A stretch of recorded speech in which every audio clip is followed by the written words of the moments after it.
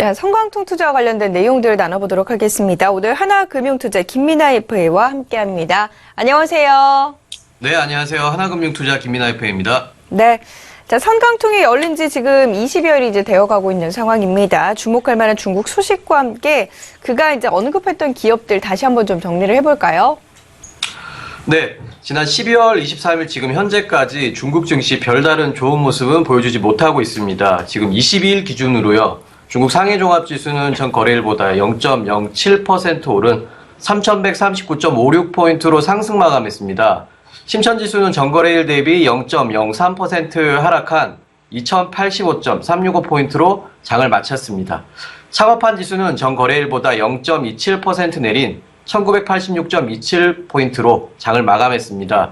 이게 이제 날씨로 치면은 아마 흐림 정도로 말씀드리고 싶은데 이유 몇 가지만 간단하게 짚어보겠습니다.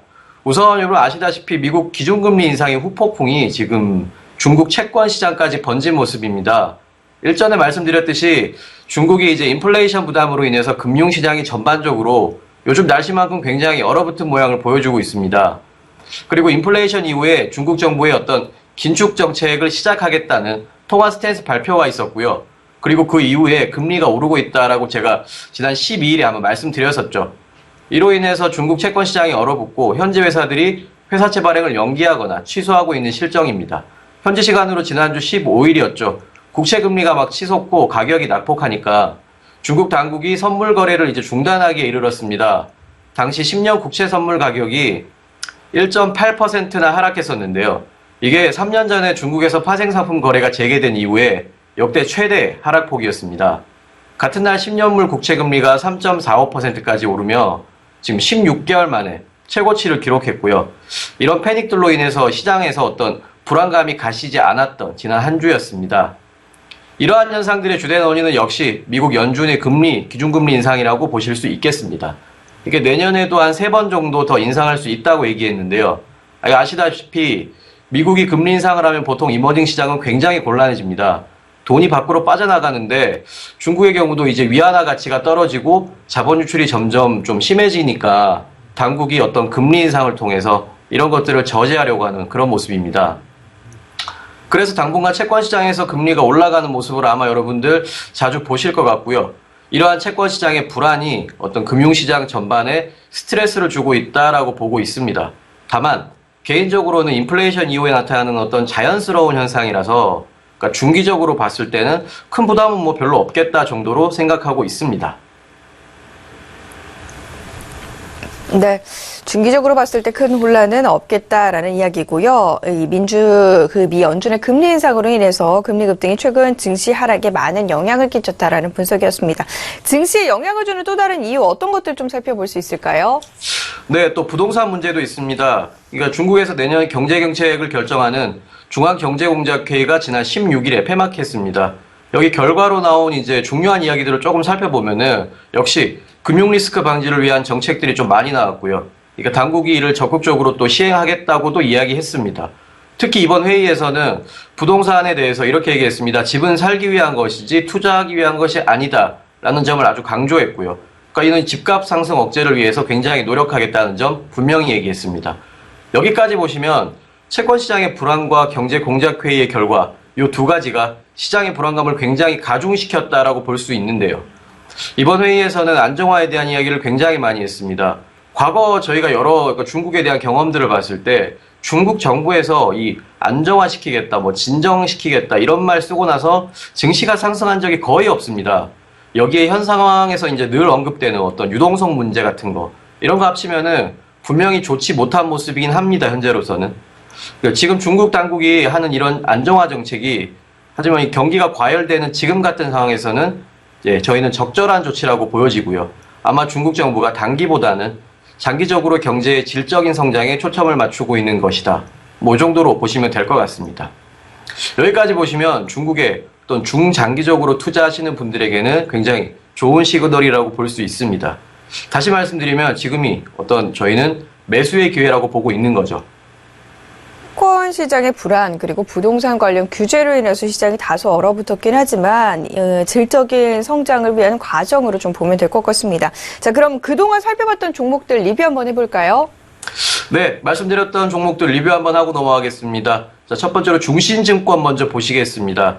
차트 보면서 설명드리겠습니다. 저희가 이 종목 말씀드렸던 날짜가요, 지난 12월 9일이었습니다. 여기 녹색 화살표로 표시된 지점인데요. 예, 이때가 매수 지점인데 이날 종가가 16.78위안이었습니다. 그리고 22일 기준으로 종가가 16.16위안입니다. 말씀드렸던 날 대비해서 한 5% 정도 빠진 모습 보여주고 있습니다.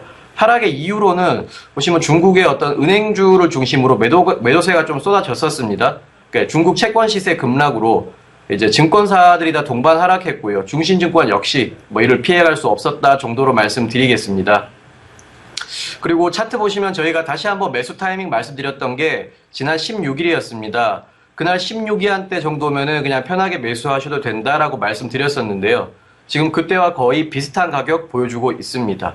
이 종목 뭐 아직도 매수 구간이라고 저희 말씀드리겠고, 네, 그리고 여러분 해외 주식 매수하시다 보면은 주가는 빠졌는데 평가손익이 플러스인 좀 희한한 모습도 가끔 보실 수 있습니다. 이는 이제 환 차익이 발생해서 그런데요. 그럼 반대로 환 손실이 발생하면 주가가 올라도 평가손익이 마이너스가 될 수도 있는 것이지요. 자, 그리고 다음 차트 보시겠습니다. 다음 차트 보시면 비아디 나옵니다. 비아디, 자, 이 회사 심천시장에 상장된 이제 전기차 생산하고 판매한 업체였죠. 저희가 말씀드렸던 날짜가 화살표로 표시된 12월 13일이었고요.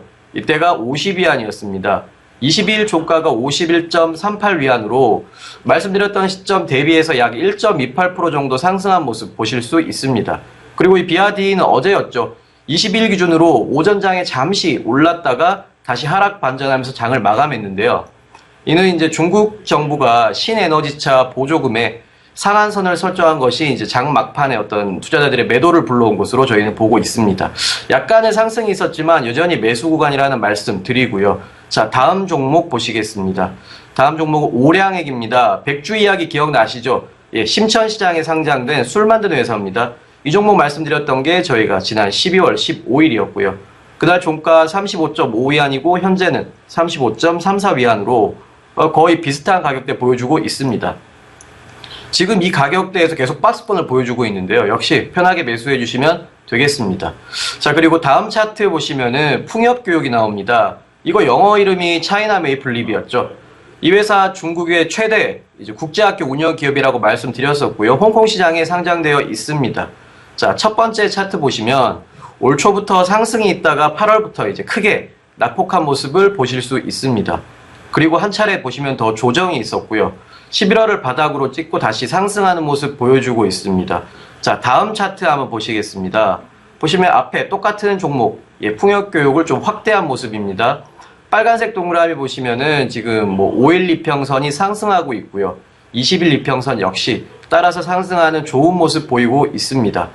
보시면 화살표로, 마찬가지로 화살표로 표시된 지점이 지난번에 저희가 언급했던 14일 주가고요. 당시 주가가 5.1 홍콩달러였습니다.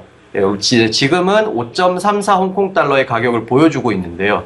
지난주보다 약 5% 정도 상승한 모습 보실 수 있습니다.